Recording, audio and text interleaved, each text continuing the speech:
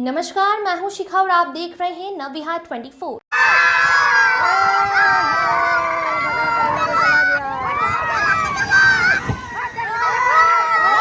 मानना है कि माननीय मुख्यमंत्री नीतीश कुमार जी को संज्ञान लेकर के सबसे पहले अररिया के जो डीएम इनायत खान है उसको सस्पेंड कर देना चाहिए। ये प्रधानमंत्री ग्रामीण सड़क योजना के अंतर्गत ग्रामीण कार्य विभाग द्वारा संचालित किया जा रहा था और उनके पदाधिकारियों पर कल विभाग द्वारा कार्रवाई किया गया। बिहार में पुलों का ढहना बदस्तूर जारी है। बिहार और सुपौल के बाद अब अररिया में पुल भरभरा कर नदी में समाया। धराशायी हुए अररिया पुल का निरीक्षण करने पहुंचे जिला पदाधिकारी इनायत खान ने वस्तु स्थिति का लिया जायजा। आपको बता दें, अररिया जिले के कुर्साकाटा व सिटी प्रखंड को जोड़ने वाली सड़क पर स्थित 12 करोड़ के लागत से बन रही पररिया पुल का 3 पाया ताश के पत्तों की तरह पानी में धराशायी हो गया।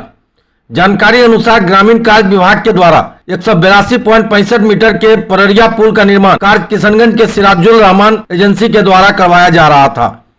पुल निर्माण का कार्य 23 जुलाई 2021 से 22 जुलाई 2022 को पूर्ण किया जाना था, लेकिन करीब 2 वर्ष विलंब से बना था पुल, जिसका अप्रोच कार्य पूरा होने पर उद्घाटन होना था।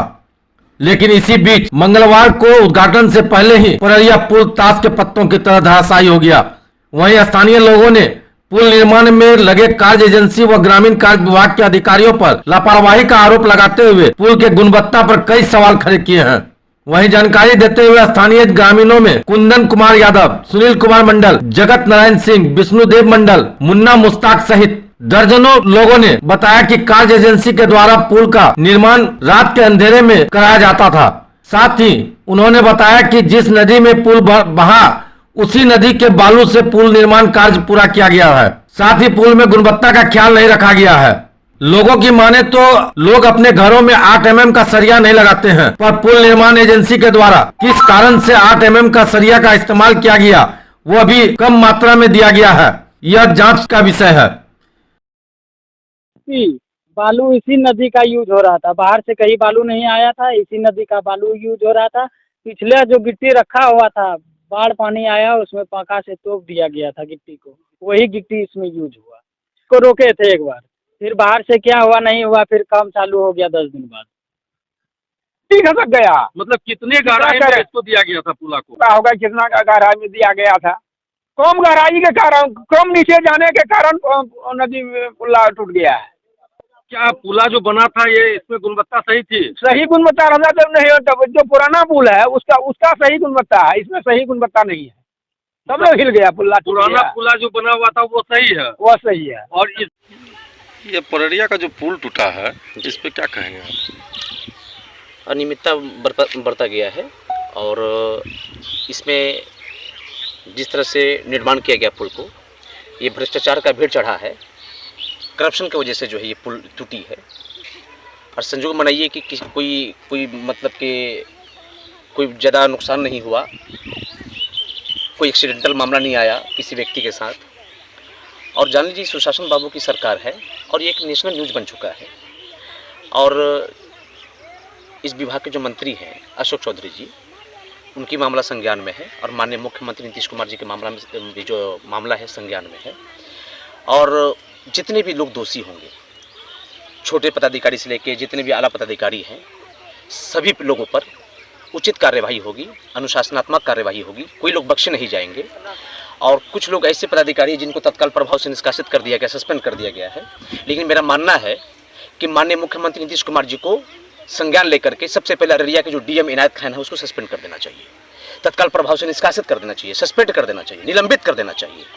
क्योंकि उनके निगरानी में, उनके छत्र छाया में इतना बड़ा घटना 8 करोड़ कितना 7 करोड़ 79 लाख का जो मामला है, इतनी बड़ी घटना, इतना बड़ा बिहार को नुकसान, इन लोगों की वजह से जो है हमारी सरकार बदनाम होती है।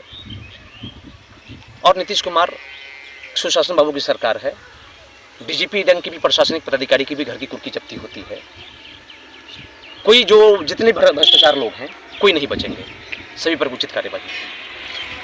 लीडर है, कार्यकर्ता है, जदयू के सक्रिय कार्यकर्ता हैं और पटना से आए हैं स्पेशल इसी का निरीक्षण करने के लिए।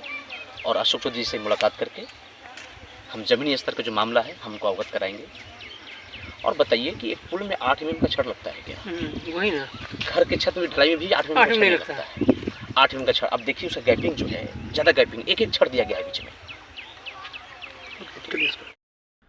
वहीं मौके पर पुल का निरीक्षण करने पहुंचे जिला पदाधिकारी इनायत खान ने बताया कि निरीक्षण के क्रम में हम लोगों ने देखा कि जो पुल कल ध्वस्त हुआ था उसकी वस्तु स्थिति का जायजा लेकर विभाग को सूचित किया गया है। विभाग के द्वारा भी एक तकनीकी टीम का गठन किया गया है जो पुल ध्वस्त होने के तकनीकी कारणों का पता लगाएगी और सैंपल भी कलेक्ट कर के लैब टेस्ट के लिए भेजा जाएगा और जिस भी पदाधिकारी व एजेंसी की कमी होगी उन पर कठोरतम कार्रवाई की जाएगी। मैडम निरीक्षण किया गया, क्या सब हो पाएगा? निरीक्षण के क्रम में हम लोगों ने देखा कि जो पुल कल ध्वस्त हुआ था उसकी फील्ड इंस्पेक्शन करके यहाँ पर पदाधिकारी भी हैं। कल ही जब सूचना मिली थी तो हम लोगों ने विभाग को भी संसूचित किया था। विभाग के स्तर से भी एक तकनीकी दल गठित कर दिया है जो आज शाम और कल डिटेल में इन ध्वस्त होने के कारणों का पता लगाएगा। सैंपल भी कलेक्ट करके लैब टेस्ट के लिए भेजा जाएगा और जो भी पदाधिकारी होंगे या संवेदक की कमी होगी उस पर नियमानुसार कठोरतम कार्रवाई की जाएगी। मैडम के जो सस्पेंड किया गया है, किस विभाग के इंजीनियर को सस्पेंड किया गया? ये कार्य प्रधानमंत्री ग्रामीण सड़क योजना के अंतर्गत ग्रामीण कार्य विभाग द्वारा संचालित किया जा रहा था और उनके पदाधिकारियों पर कल विभाग द्वारा कार्रवाई किया गया। पहले भी मैडम इस पुल को लेकर काफी यहाँ ग्रामीण लोग विरोध किए थे, मीडिया में भी आया था, लेकिन उसके बाद भी किसी तरह का कार्रवाई नहीं हुआ यहाँ पे। अब क्या बता रहे हैं आप? ये पहले भी जब पुल निर्माण हो रहा था उसमें भी ग्रामीण के द्वारा विरोध हुआ, मीडिया में भी आया, शायद वो लोग लिखे भी हो, लेकिन किसी तरह का कोई कार्रवाई नहीं हुआ जिसका नतीजा आज। ये जो पूरा पुल है वो 3 चरणों में बना, जैसे हम लोगों ने कल इसकी समीक्षा किया गया था और क्यों बकरा नदी पर ये अवस्थित है और नदी के बहाव में निरंतर बदलाव के कारण ही इसमें स्पैन्स की संख्या भी बढ़ाई गई और आप जैसे देख पा रहे होंगे आज भी इसमें अप्रोच पथ नहीं बनाया है, सुपर स्ट्रक्चर ही बना हुआ है।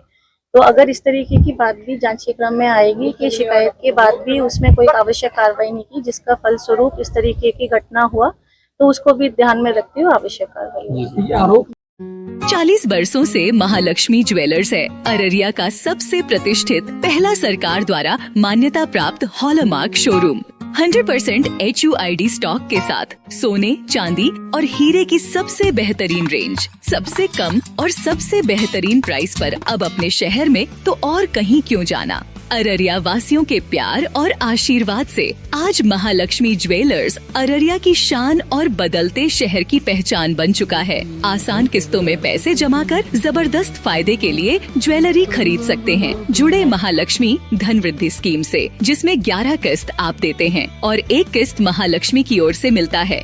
आपका भरोसा और हमारी शुद्धता का वादा बनता है महालक्ष्मी, सबसे बेहतरीन ज्वेलरी शोरूम। एक बार जरूर पधारें। हमारा पता है ADB चौक, पहली मंजिल पर SBI के बगल में, अररिया, बिहार, या फिर स्क्रीन पर दिए गए नंबर पर संपर्क करें। खबरों में अब तक के लिए बस इतना ही। फिर होगी आपसे मुलाकात ऐसी ही बड़ी खबरों के साथ। तब तक के लिए नमस्कार। देखते रहिए नवविहार 24। आपको हमारी वीडियो पसंद आए तो देखते रहिए नवविहार 24। ऐसे ही लेटेस्ट खबरों से अपडेट रहने के लिए हमारे चैनल को सब्सक्राइब करें और हाँ, बेल आइकन दबाना ना भूलें। धन्यवाद।